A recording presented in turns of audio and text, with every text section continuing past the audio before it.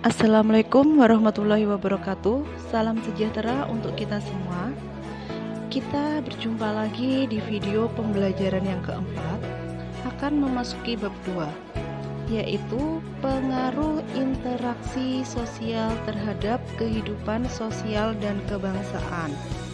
Pada kesempatan ini, ada 3 sub materi yang akan kita pelajari, yaitu yang pertama, mobilitas sosial, kedua, pluralitas masyarakat Indonesia, ketiga, konflik dan integrasi dalam kehidupan sosial. Namun, pada kesempatan ini, Ibu hanya akan membahas satu sub, yaitu mobilitas sosial.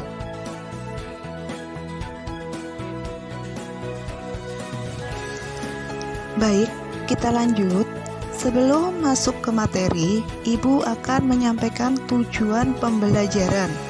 Tujuan pembelajarannya yaitu 1.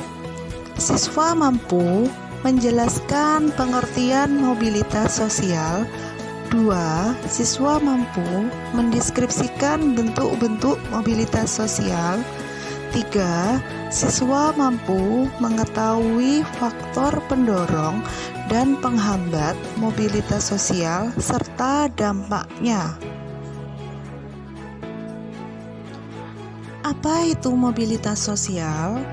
Baik, kita lihat pengertian mobilitas sosial menurut para ahli. Yang pertama, menurut Paul B. Horton, mobilitas sosial adalah suatu gerak perpindahan dari satu kelas sosial ke kelas sosial lainnya, atau gerak pindah dari strata yang satu ke strata yang lainnya.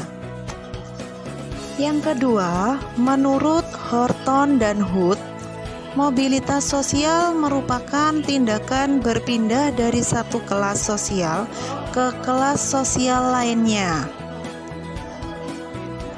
Jadi, mobilitas ini adalah posisi seseorang ke posisi yang lainnya atau perubahan yang ada pada diri seseorang. Berikut contohnya, yaitu perhatikan gambar yang pertama. Ada seorang direktur dan bawahannya yang sedang mengadakan pertemuan dengan staf atau bawahannya. Gambar yang kedua, seorang karyawan yang berprestasi hingga menduduki jabatan direktur. Berikut juga merupakan contoh mobilitas sosial. Kita lanjut ke bentuk-bentuk mobilitas sosial.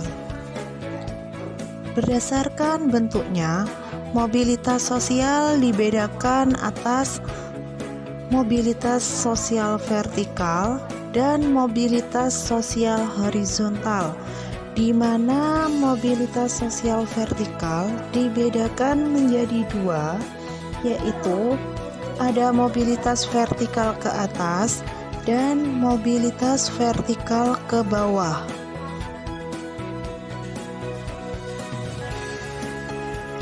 Baik, kita akan membahas mobilitas vertikal. Tadi telah disebutkan bahwa mobilitas vertikal ada 2, yaitu mobilitas vertikal ke atas dan mobilitas vertikal ke bawah. Yang pertama, mobilitas vertikal ke atas atau social climbing.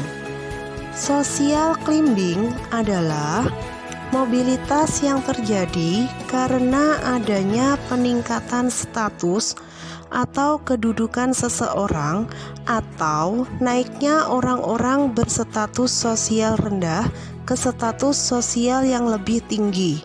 Contohnya, Bu Darmis adalah seorang guru di salah satu sekolah sebagai guru IPS, dan Bu Darmis menjalankan tugas dengan baik. Bukan hanya mengajar saja, Bu Darmis juga melaksanakan administrasi dengan penuh tanggung jawab. Berbagai kegiatan sekolah yang menjadi tanggung jawabnya dilaksanakan dengan baik karena berbagai prestasinya. Yang kedua, mobilitas vertikal ke bawah atau social sinking. Social sinking merupakan proses penurunan status atau kedudukan seseorang.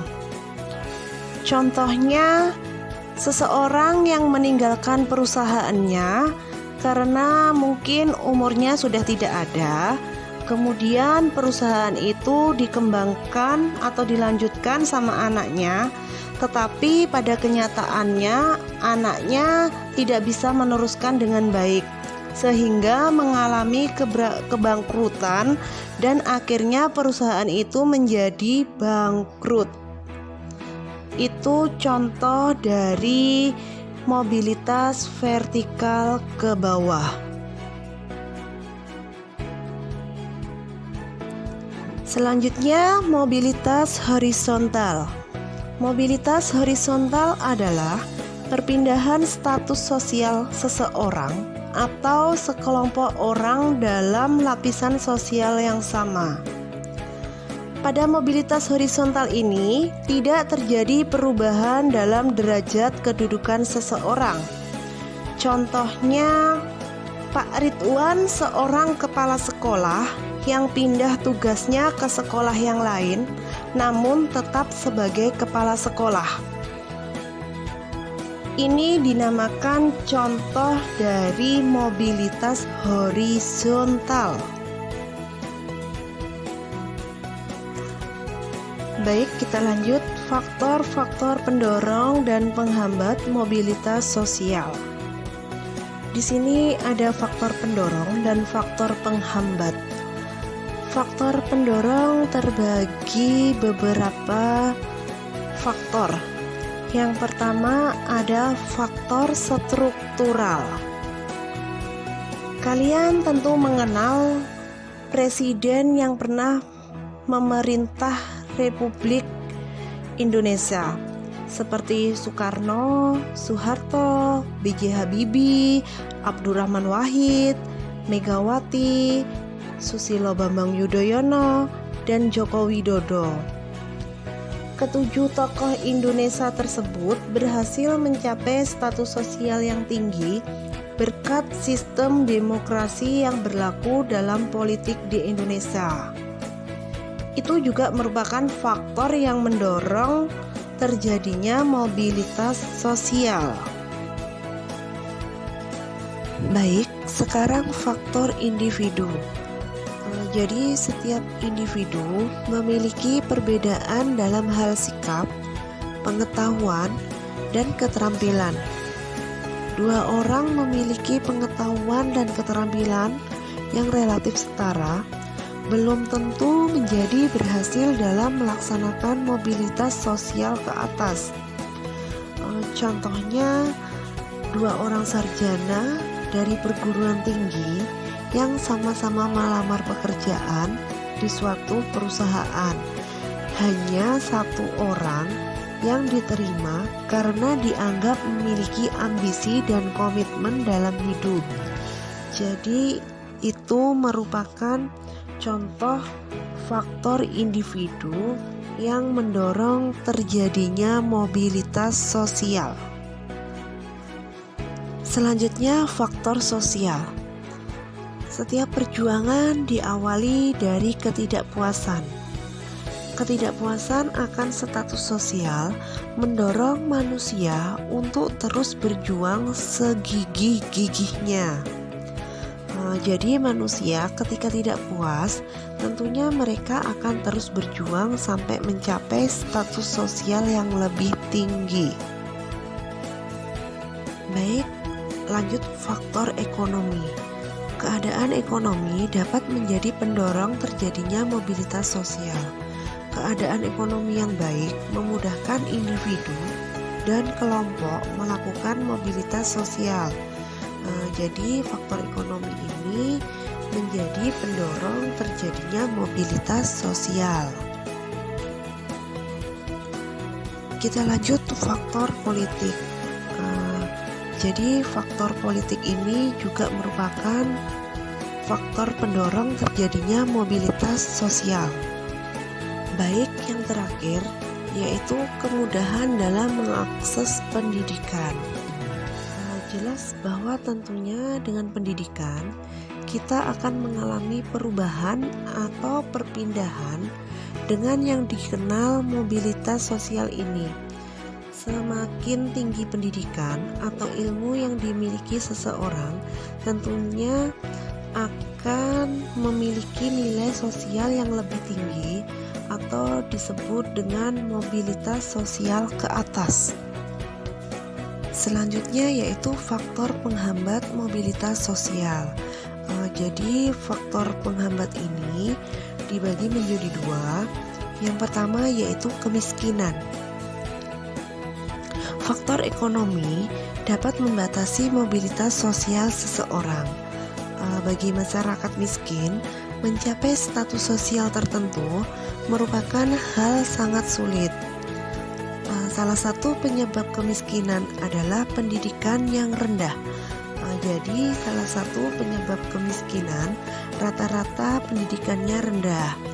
Jadi kemiskinan faktor penghambat bagi seseorang atau kelompok untuk menaikkan status sosialnya. Yang kedua yaitu diskriminasi.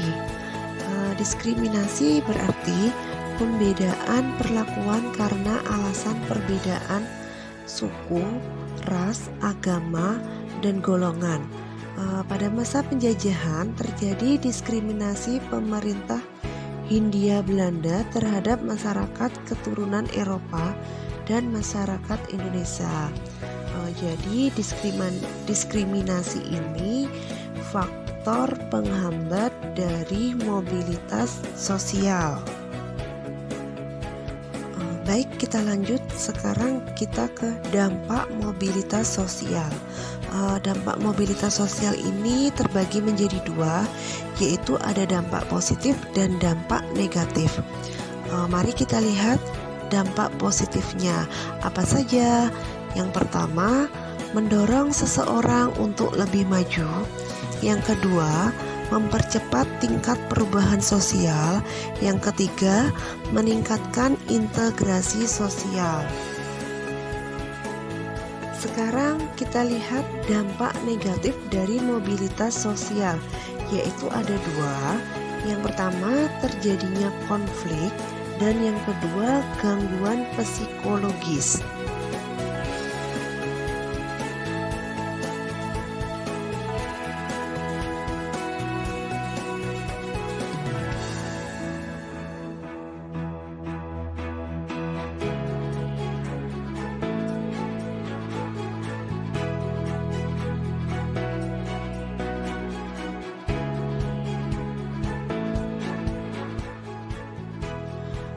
Untuk materi pembelajaran hari ini cukup sampai di sini, dan apabila ada yang belum jelas silahkan dibuka buku paket IPS pada halaman 79 sampai dengan halaman 98.